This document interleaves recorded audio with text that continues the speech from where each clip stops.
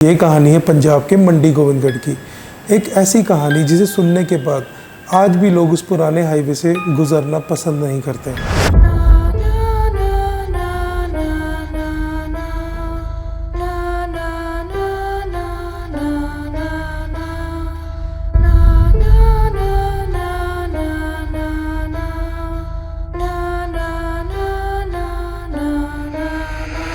कई साल पहले सतनाम सिंह और उसका छोटा सा परिवार मंडी गोविंदगढ़ में रहा करते थे। साधारण सा इंसान था, घर का गुजर बसर ठीक चल रही थी। उसे लगा कि अपनी आमदनी को बढ़ाने के लिए कहीं और नौकरी की ट्राई की जाए, तो उसे चंडीगढ़ में एक नौकरी मिल जाती है।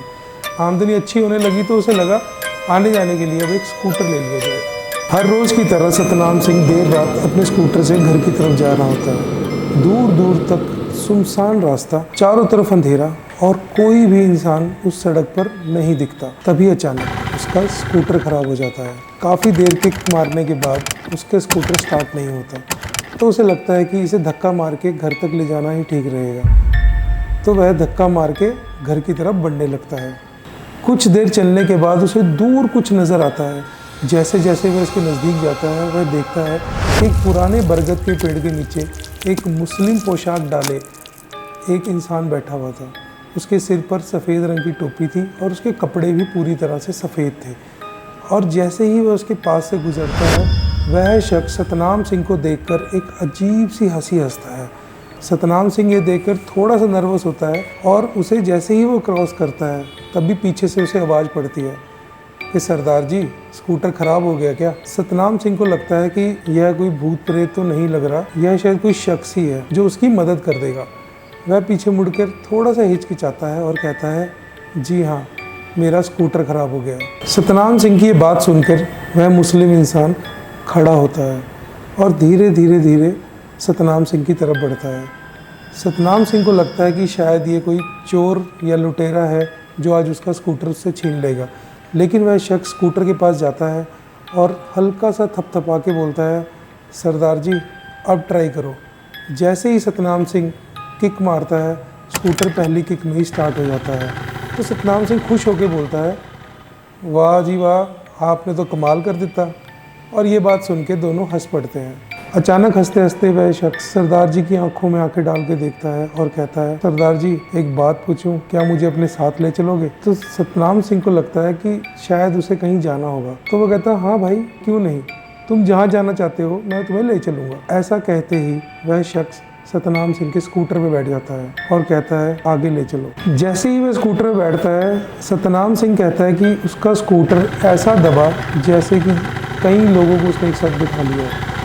बट उसे लगता है शायद स्कूटर ख़राब भी था, तो हो सकता है उसकी वजह से वो थोड़ा सही तरीके से नहीं चल रहा। आगे जाते रहते हैं, रात और गहरी होती जाती है। अचानक एक ढाबा आता है। वह शख्स कहता है, सरदार जी, भूख लगी है, क्या कुछ खा लें? तो सतनाम सिंह भी बोलता है, क्यों नहीं, खा लेते हैं, और ये खाने का बिल मैं पे करूँगा। दोनों हंसते हंसते ढाबे के सामने स्कूटर रोकते हैं और खाना ऑर्डर करते हैं। जैसे ही खाना ख़त्म होता है तो सतनाम सिंह अपनी जेब में हाथ डालता है पैसे देने के लिए। उसे याद आता है कि आज पर्स उसका फैक्ट्री में ही रह गया। तो वह उस शख्स से बोलता है कि भाईजान, आज मेरा पर्स फैक्ट्री में ही रह गया। यह सुनकर वह शख्स हल्का सा मुस्कुराता है और कहता है कि सरदार जी, एक बार जाके तो आओ, उस ढाबे वाले की क्या मजाल जो आपसे पैसे ले ले। तो जैसे ही वो ढाबे वाले के पास जाता है और उसे अपनी पूरी कहानी बताता है, तो ढाबे वाला कहता है कि सरदार जी, क्या बात कर रहे हैं आप, पैसे तो आप पहले ही दे चुके हो। ये सुनकर सतनाम सिंह को लगता है कि शायद इसे कोई गलती हो गई है। इससे पहले सतनाम सिंह कोई बात बोले, अचानक वहाँ तेज़ तेज़ बारिश होने लग जाती है और बारिश इतनी तेज़ थी कि ऐसा लगा कि वहाँ पर कुछ ही देर में बाढ़ जैसे हालात हो जाएंगे। सतनाम सिंह को लगा कि अब स्कूटर भी ख़राब था और घर जाना भी ठीक नहीं है। तो वह ढाबे के मालिक से बोलता है, अपने ही होटल में एक कमरा दे दे। तो वह दोनों वहाँ रुकने का डिसीज़न ले लेते हैं। वह साधारण सा ढाबा था, तो रूम भी नॉर्मल सा ही था। एक पीला बल्ब और नीचे चटाई बिछी हुई थी। तो सतनाम सिंह वहाँ पर चटाई में लेट जाता है, लेकिन वह मुस्लिम शख्स, उसे नींद नहीं आती। वह कमरे में टहलने लग जाता है। अचानक रात 2 बजे सतनाम सिंह की आँख खुलती है और वह देखता है कि कि वह शख्स उसके कमरे में टहल रहा है। सतनाम सिंह ये देख के घबरा जाता है। उसे लगता है कि शायद इसे कोई प्रॉब्लम ना हो रही हो या नई जगह के हिसाब से उसे नींद ना आ रही हो। तो वह जाके उससे पूछता है, ए भाई क्या हुआ, नींद नहीं आ रही है क्या? वह शख्स हल्का सा मुस्कुराता है और अचानक उसकी आंखों में आंखें डाल के बोलता है कि नींद तो आ रही है लेकिन भूख बहुत तेज़ से लग रही है। जब तक कुछ खा नहीं लूँगा भूख नहीं मिटेगी। सतनाम सिंह कहता है कि भाई जब हम रोटी खा रहे थे तब तू खा लेता। वह कहता मेरा पेट रोटी से नहीं भरता, मेरा पेट भरता है खून से। सतनाम सिंह को लगा कि ये मजाक कर रहा है, तो वह भी मजाक में बोल देता है कि भाई मुझे छोड़कर किसी का भी खून पी ले, और यह कहकर वह सो जाता है। ठीक 10 मिनट बाद पास के रूम से चीखने चिल्लाने की आवाज़ें आती है।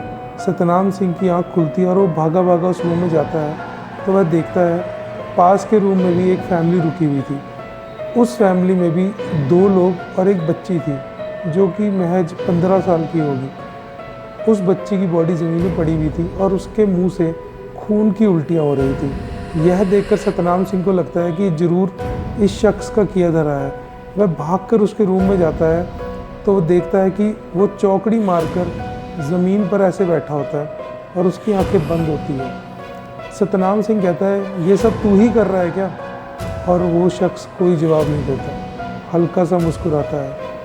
तो वह उसके आगे हाथ जोड़ता है और गिड़गिड़ाता है कि तेनू रब दा वास्ता कि बच्ची नू छड़ दे। शख्स आँख खोलता है और बोलता है जा, 2 मिनट बाद वो बच्ची ठीक हो जाएगी। वह शख्स कहता है कि 10 मिनट बाद ये बच्ची बिल्कुल ठीक हो जाएगी। तो ये सुन के सतनाम सिंह सो जाता है। जैसे ही सुबह उसकी आंख खुलती है तो उसके मन में एक भय और डर रहता है, और यह सोचता वह जैसे ही उस साथ वाले कमरे में जाता है, उस दरवाजे को खटखटाता है तो वहाँ से कोई भी आवाज़ नहीं होती। उसे लगता है कि हो सकता है पिछली रात इस इंसान के साथ कोई अनहोनी हो गई है। लेकिन जैसे ही वह दोबारा नॉक करने लगता है तो एक शख्स दरवाज़ा खोलता है और उसको कहता है कि धन्यवाद भाई साहब आपका, जो आप रात को हमारी हेल्प की। सतनाम सिंह थोड़ा सा परेशान होकर पूछता है कि मैंने तो आपकी कोई हेल्प नहीं करी, लेकिन वह शख्स बताता है कि रात को वह बच्ची बिल्कुल स्वस्थ हो गई थी और उसके बाद सुबह कोई डॉक्टर भी आके गया था जिसने बताया कि यह बच्ची बिल्कुल ठीक है। हो सकता है कुछ उसने खा लिया था जिसकी वजह से उसे खून की उल्टियाँ हुई। तो ये सुन के जैसे ही वो अपने रूम में आता है वो चारों ओर देखता है, वह शख्स उसे नज़र नहीं आता। थोड़ा सा वो परेशान होता है, फिर वो सोचता है शुक्र है बला टली, चला गया, अब कोई दिक्कत नहीं है। यह देख के सतनाम सिंह अपने घर की तरफ चला जाता है। तो जैसे ही सतनाम सिंह अपने घर पहुंचता है, उसकी वाइफ के पूछने पर सतनाम सिंह बताता है कि रात काफ़ी देर बारिश हुई थी और उसका स्कूटर भी ख़राब हो गया था। तो जैसे तैसे करके वह पूरी कहानी तो बताता है, मगर वह उस शख्स का जिक्र अपनी बीवी से करना पसंद नहीं करता। तो वह अपनी वाइफ से कहता है कि आज वह ऑफिस नहीं जाएगा और घर पर ही रहेगा। उसके घर वाले कहते हैं जैसा आपको ठीक लगे। तो सभी लोग अपना खाना खुना खा के सो जाते हैं।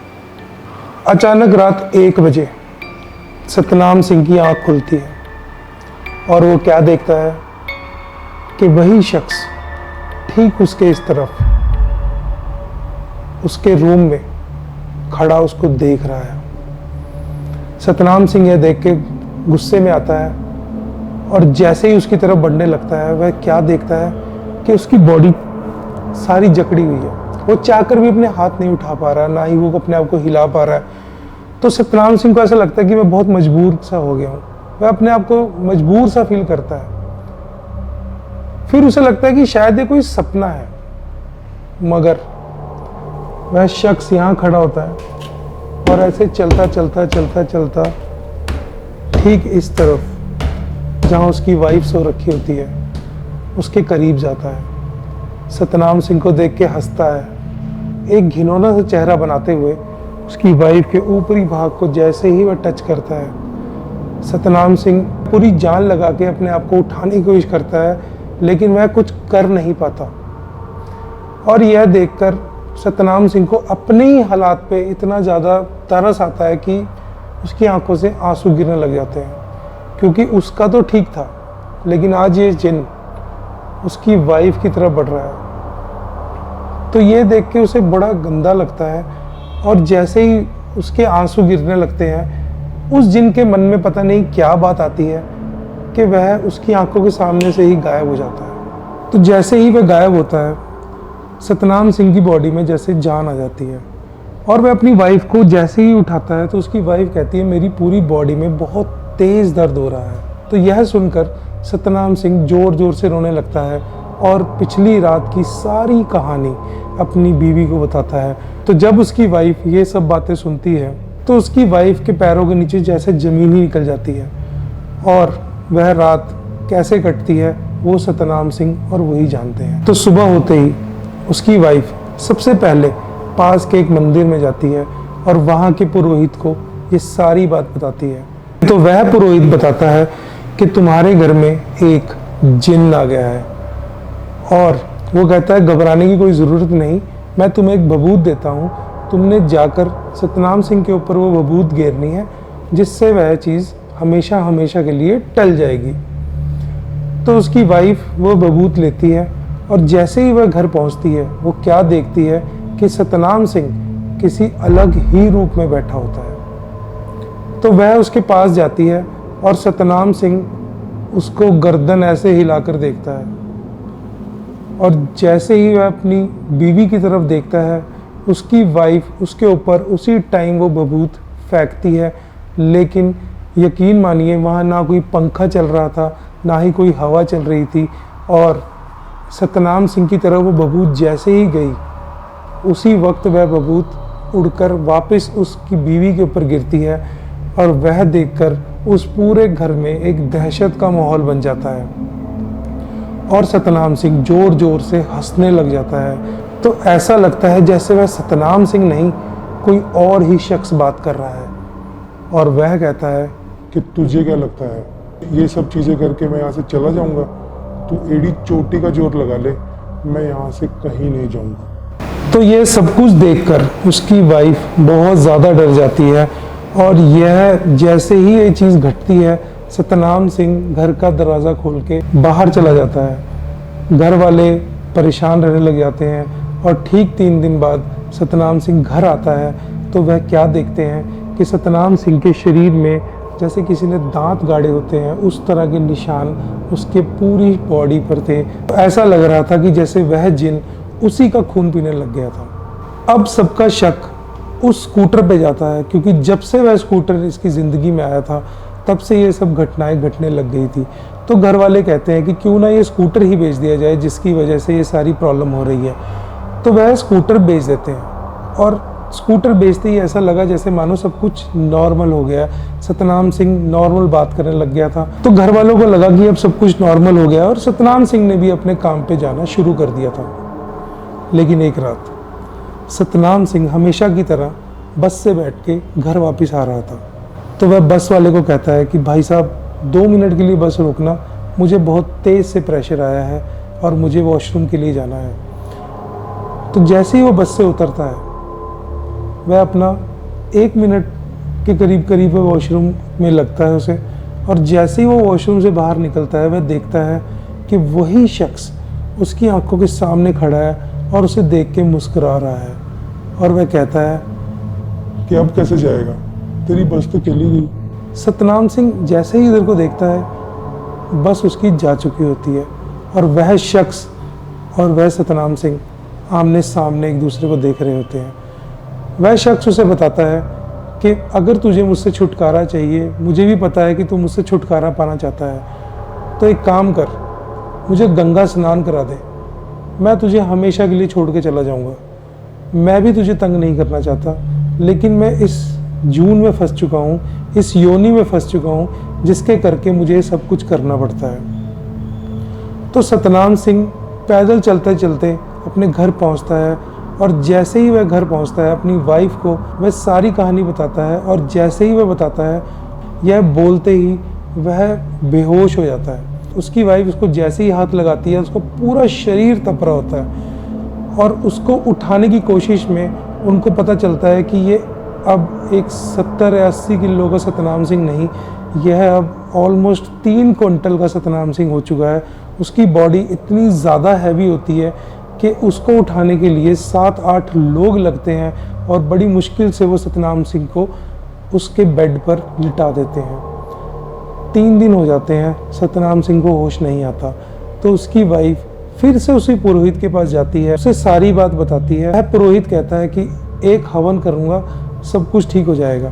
तो वह अपनी हवन सामग्री वगैरह लेके जैसे ही वहाँ पहुँचते हैं तो सतनाम सिंह चौकड़ी मार के बैठ जाता है और उसकी आवाज़ ऐसी थी मानो 2 लोग एक साथ बात कर रहे हो। और वह कहता है कि ओ पुरोहित, तुझे क्या लगता है यह सब करके तू इससे छुटकारा पालेगा? तेरे से ज़्यादा मंत्र तो मुझे आते हैं। और जैसे ही वह पुरोहित अपने मंत्र उच्चारण करता है, सतनाम सिंह भी मंत्र उच्चारण करने लग जाता है और पुरोहित को समझ में आ जाता है कि यह छोटी मोटी चीज़ नहीं है। सतनाम सिंह और उसका परिवार बहुत ही बुरी मुसीबत में फंस चुके हैं और वह पुरोहित अपना सारा सामान उठाकर वहाँ से बाहर चला जाता है। पर जाते जाते वह उसकी वाइफ को बताता है कि यहाँ से ठीक 40 किलोमीटर दूर एक गांव में एक शख्स रहता है जो इस प्रॉब्लम का सलूशन उसको दे सकता है। मरता क्या ना करता, उसकी वाइफ उसी पुरोहित के पास जाती है और उसे सारी बात बताती है। तो वह पुरोहित कहता है कि उसे गंगा स्नान के लिए तो बिल्कुल मत लेके जाना। अगर सतनाम सिंह उसे गंगा स्नान के लिए ले गया तो वह सतनाम सिंह का आखिरी दिन होगा। तो ऐसा कहकर सतनाम सिंह की वाइफ के साथ उसके घर में आता है। जैसे ही वह उसके घर में प्रवेश करता है, उस दिन सतनाम सिंह का रूप कुछ अलग ही हो जाता है।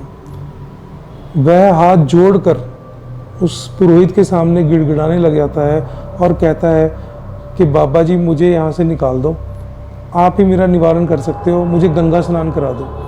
तो वह पुरोहित मंत्र उच्चारण करते हैं और कहते हैं तुझे गंगा स्नान तो मैं नहीं करा सकता, मगर ये गंगा जल मैं तुझ पे छिड़क कर शायद तुझे इस योनि से छुटकारा दिला सकता हूँ। तो मंत्र उच्चारण करके वह गंगा जल जैसे ही उसके ऊपर गिरते हैं, वह मूवमेंट ऐसी होती है कि जैसे किसी ने गर्म तेल की कढ़ाई में पानी के छींटे डाल दिए हो। उस तरह से सतनाम सिंह की पूरी बॉडी के अंदर से आवाज़ आने लग जाती है और सतनाम सिंह का पूरा शरीर बहुत तेज़ी से कांपने लग जाता है और वह कंपन इतनी ज़्यादा तेज़ हो जाती है कि सतनाम सिंह कुछ टाइम बाद बेहोश हो जाता है और वह पुरोहित उसकी पूरी बॉडी के ऊपर गंगा जल जब तक छिड़कता रहता है जब तक कि वो आवाज़ बंद नहीं हो जाती। जैसे ही वो पानी गिरते थे वैसे ही ऐसी आवाज़ आती जैसे कोई गर्म तेल की कढ़ाई में पानी के छींटे गिर रहा हो। तो पानी गिरते जैसी पानी की आवाज़ नॉर्मल हुई तो उस पुरोहित ने कहा कि अब सब कुछ ठीक हो जाएगा, अब ये जिन सतनाम सिंह को कभी तंग नहीं करेगा, ना ही तुम्हारे परिवार को तंग करेगा। और उस दिन के बाद सब कुछ नॉर्मल हो गया। अगर आप भी हॉरर कंटेंट देखना पसंद करते हैं तो हमारे चैनल को सब्सक्राइब करें, क्योंकि आने वाले वक्त में हम इस पे काफ़ी शॉर्ट मूवीज़ और कई ऐसे पॉडकास्ट लाने वाले हैं जिसे सुनकर आपको एक नया एक्सपीरियंस होगा। तो जल्द ही मिलते हैं एक और नई कहानी के साथ। धन्यवाद।